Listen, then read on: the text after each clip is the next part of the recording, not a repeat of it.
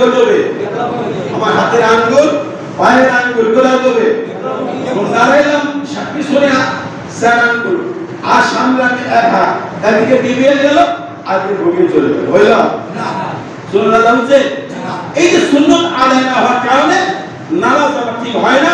নামাজ ঠিক না হওয়ার কারণে মসজিদে গায়ে হওয়ার পরে যত পয়সা পায় ইল্লা সালাত তানাফা আশারুকা, নামাজ সমস্ত অপরাধ কাজ কি করে? দুইটা সুন্নাত, কয়টা সুন্নাত? দুইটা। এক নম্বরে কি শিখাইলাম? এক নম্বরে কি শিখাইলাম? এক নম্বরে কি শিখাইছে? হ্যাঁ, এক নম্বরে শিখাইছে কি শিখাইলাম? কি থাকতে হবে? সামনে যতটুকু পিছনে যতটুকু, সামনে যতটুকু পিছনে যতটুকু,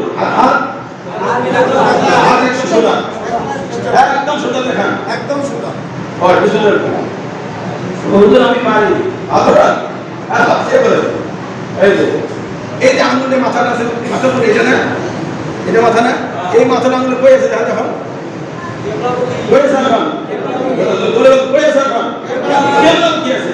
আচ্ছা হাত নামান। এখন আমি এমনি দিছি, কারণ আমার হাতে মাথা কই আছে?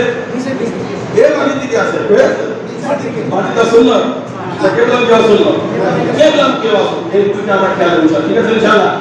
এবার সুন্নাত যদি মানে আপনি নামাজ পড়বেন, এই নামাজ আমার প্রশান্তি দেবে, দিল আত্মা শান্তি হবে, বাইরে শান্তি, ভিতর শান্তি। আল্লাহ